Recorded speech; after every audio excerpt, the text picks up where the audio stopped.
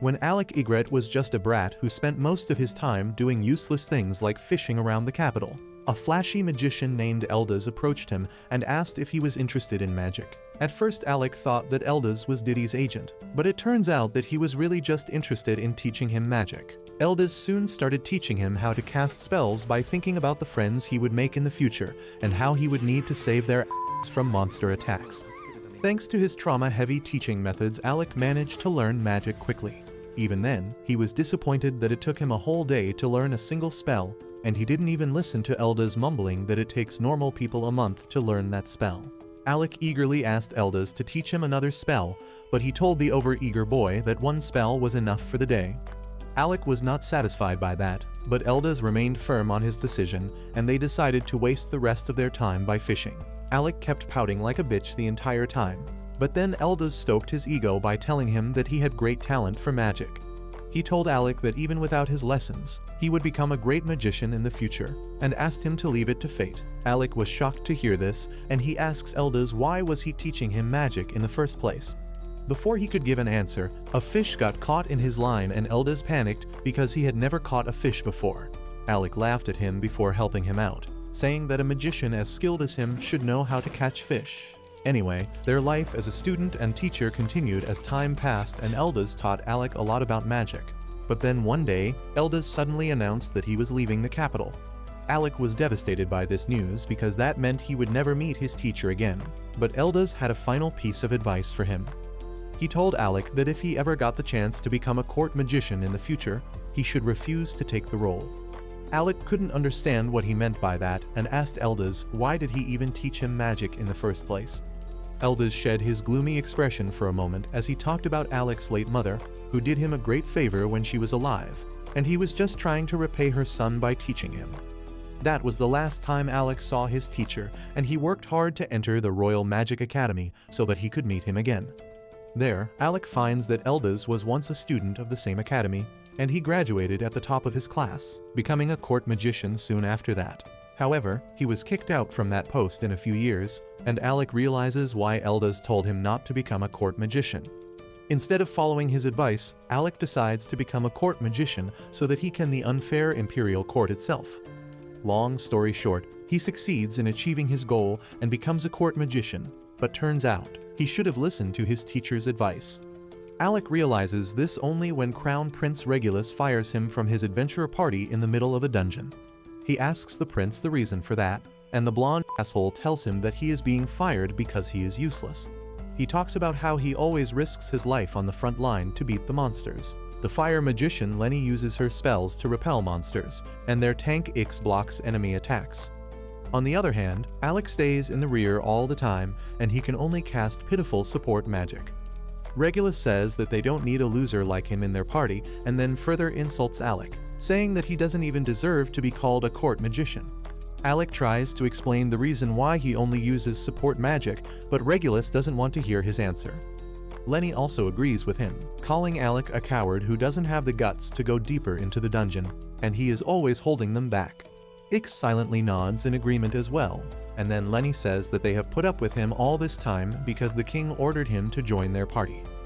However, now that the prince has decided to kick him out, she sees no reason for behaving politely with him. Regulus says that Alec must have gotten the top score at the academy by giving a handy to the professors for extra credit. He then asks him why does he have a dagger on him when commoners are forbidden from carrying weapons. Alec explains that they will need the dagger for the next floor of the dungeon, but Regulus gets furious at him. He takes the dagger away and grabs Alec's collar, telling him that no one on his party disobeys him. The prince then snatches away his court wizard robe, telling him that he doesn't deserve it. Alec is left devastated at this, and he has no choice but to leave the dungeon. However, despite being fired and insulted, he still wants to help Regulus and the party. He puts together some notes that can help Regulus tackle the lower dungeon floors, especially since he lacks magic power. The next day, Alec goes to the palace to meet the king about the same, but the guards stop him, telling him that he has been removed from the post of the court magician. He is just a commoner now, and commoners are not allowed to enter the palace without permission. Alec is shocked to hear this, and just then, Lenny comes there to rub salt on his wounds. She tells him to get lost and then walks back inside the palace, but Alec asks her to listen to him just once. He requests her to take the notes he has compiled to the king because he was the one who assigned him as the court magician and told him to join the prince's party. Lenny takes the notes from him, only to tear them and stomp on them. She then orders the guards to kick the commoner, and Alec is left hopeless and jobless in the middle of the city. He finally realizes that he should have listened to Eldaz and not become a court magician, when suddenly, he hears a familiar voice calling his name. Alec turns around and sees a redhead staring at him, and then she suddenly runs to hug him. He takes a moment to process what is happening, but then finally recognizes the girl as Yorha, an old friend of his from his academy days. They sit down to catch up with each other, and Alec tells Yorha the story of how he was kicked out from the prince's party as well as his position as the court magician. Yorha is furious to hear this, and she curses the kingdom that discriminates between nobles and commoners. Alec somehow manages to calm her down before anyone hears them. And then Yorha says that it is actually a good thing that he got fired. Alec isn't even hurt by her statement after all the bull he has been through in the past 2 days. But then Yorha reminds him that she once promised that she would make him join her party someday. Alec remembers that, and then Yorha reveals that she came to the capital for the same reason. She gets up and stretches her hand towards Alec, asking him to conquer dungeons with her. He is happy to receive the offer, but he has started doubting himself after being fired from his job. However, Yorha doesn't care about any of that. She tells Alec that the only person she wants to join her team is him, and no other magician can take his place. He gets emotional on hearing this and immediately takes up her offer, and Yorha gladly welcomes him to her a rank party lasting period. The next day, Alec leaves the country along with Yorha, and he dreams about Eldaz's advice of not becoming a court magician. A few days later, the news of Alec leaving the country reaches Regulus and his party, and they couldn't care less about him. Regulus talks about how Alec was hailed as a genius among the academy students, and he had high hopes from him. He thinks that they wasted their time because of him, but Lenny says that they don't need to worry about that now because soon a pure-blooded noble will join their party and they will become much more powerful. Meanwhile, Alec and Yorha reach Fizzle, the city of dungeons. Yorha tells him about how this city is the base of a lot of adventurers since it doesn't discriminate between the nobles and commoners. She is eager to get Alec registered as an adventurer quickly, but once they reach the guild, they are in for a shock. The receptionist tells Alec that he can't be registered with Yorha's party because they go beyond floor 30 of the dungeon, and he needs to be a member of the guild for 2 years before he can be allowed to join them. Yorha throws a tantrum on hearing this and asks the receptionist to make an exception for Alec, but she refuses. Yorha asks if her friend Kraja didn't approach her about this matter, and the receptionist affirms that Kraja came here and threatened them to let Alec join. However, the receptionists deal with nutjobs like her every day, so they didn't even budge. Alec and Yorha return empty-handed from the guild and take a break at a public park. As they eat lunch, Yorha tells Alec that they have reached floor 52 of the dungeon, and they can't wait 2 years for him to join their party. However, she is not one to lose hope and decides that if they can't go to dungeons deeper than floor 30, they will go to the shallower dungeons as warm-up. Alec is on board with that idea, and they immediately go to a low-level dungeon with insect monsters. Yorha uses her reinforcement magic to boost Alec's speed and darts around her, taking down the monsters with ease. However, things get serious when Yorha notices that the number of the bugs is not decreasing and they seem to be getting stronger. Alec agrees with her, pointing out that there must be something wrong in the nest that is forcing the monsters to act like this, but it is still under their control. As they keep fighting against the monsters, Yorha activates her shield and begins charging ahead to find their nest. Alec tells her that she is taking a big risk by doing that, but she tells him that this much is nothing. She says that he seems to have lost his edge, because if was the Alec of the past, monsters of this level would be nothing for him. She asks him to trust her and become his real self once again. Alec realizes that Yorha is speaking the truth, and he just needs to regain his confidence to get them out of this situation. He remembers Eldaz's lesson about how he will need to save his friends from danger, and using that as motivation, he decides to get on the offensive. Alec quickly takes down some monsters with fireballs and then defeats the rest with his dagger. However, a huge swarm of monsters surrounds them after that, but Yorha is not worried about them any longer. She casts a barrier around them, giving Alec the prep time to cast a powerful wide area spell that instantly disintegrates all the bugs. Once everything seems calmed down, Yorha pats him on the back, telling him that he has still got it. Just then, the ground beneath them starts rattling and a gigantic earthworm comes out of it. It attacks Yorha, almost swallowing her. Alec tells her that he will save her and she just needs to activate her shield. Yorha fully trusts him, and she activates her shield spell as Alec summons a fire serpent and attacks the earthworm with it, turning it to ash. Yorha is completely unharmed by the fire, and as she descends to the ground, she runs towards Alec. She says that he is still the strongest attack mage she knows, and their fight reminded her of their academy days. Back then, they were struggling against a 5-headed dragon that was too tough for their weapons, and its attacks were too relentless. However, Alec obliterated the monster with just one spell after enough prep time. Thanks to that, they were able to clear the 68th floor of the dungeon and created a new academy record. And now, Alec is going to join the same party of friends again. Back when they destroyed the level 68 boss and returned back to the Magical Academy, they were hailed as the best batch of students the Academy has seen in a long while. And even their midget of an instructor named Rosie knew that there was something different with these 4 students, as they seemed to blend in with each other and work together with unmatched synergy. They all returned from the dungeons with bruises and cuts, but with wide smiles on their faces as they just beat the all-time record of reaching and crossing the level 68 dungeon. And not only did they beat the record, they utterly smashed it, since the last strongest party was only able to reach till the 32nd floor. Finally, the day of graduation came when Rosie the midget released their scores, with Rain being 4th in class, followed by Kraja, who was 3rd, then Yorha, who was the runner-up, and finally Alec, who was the best scoring student by far in recent history, and the class valedictorian. They were all happy and full of hope back then, as they made fun of their instructor and got beaten up for it as well. While they were leaving the academy together, the remaining students were all jealously watching what they thought was the conception of one of the best parties that they would ever see. A party which is definitely going to gain a legendary status. Not knowing that Alec would soon decide that he doesn't want to pursue his career as an adventurer, and instead wants to become a court magician. His party members are stunned by this news, but they do realize that the job of a court magician is comparatively easier with much better and stable pay. Even though they were disheartened by this, they never blamed Alec for that and wished him good luck in the future, while Yorha promised that someday they would again be in a team together. In the present, that promise seems to be fulfilled as Yorha and Alec celebrate in a bar, where after only taking a single glass of booze, Yorha is completely blackout drunk. She starts getting angry about the fact that they are not allowed to go in the deeper dungeons yet, but soon ends up sleeping right there on the bench. Alec smiles at her, remembering how she was basically the same even during their academy years. Like a true simp, he puts his jacket on her so that she can sleep a little warmer. But one of the people inside the bar doesn't seem to like simps, since he is on a Sigma grind. He walks up to Alec, making fun of him for being a beta male.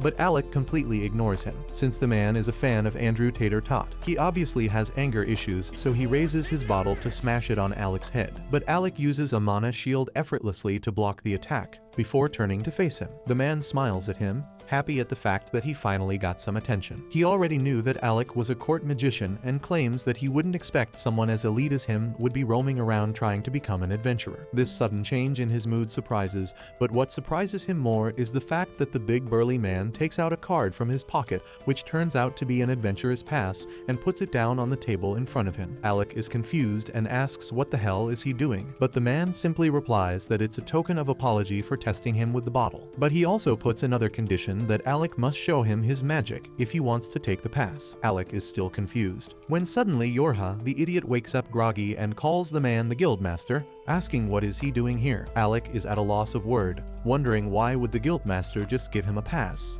But the man seems to be chill like that and hands it over before taking them to the training ground. He claims that this is the underground training area where he tests the parties who want to level up, and this is where Alec will show him his strength. Yorha claims that this might not be the best time since Alec has been drinking for a while, but Alec claims that he still has enough mana left to fight. The Guildmaster formally introduces himself to Alec as Levy, and that immediately rings a bell in Alec's head, as he realizes that the Guildmaster is a very powerful mage who used to lead an S-ranked party a while back. The Guildmaster laughs, claiming that those are blurry memories now, and clarifies the requirements, which is very simple. Alec has to impress Levy with his magical skills, and that's all. With that, they both get ready for the sparring session, and Alec takes the first step as he uses his offensive Thunderbolt magic.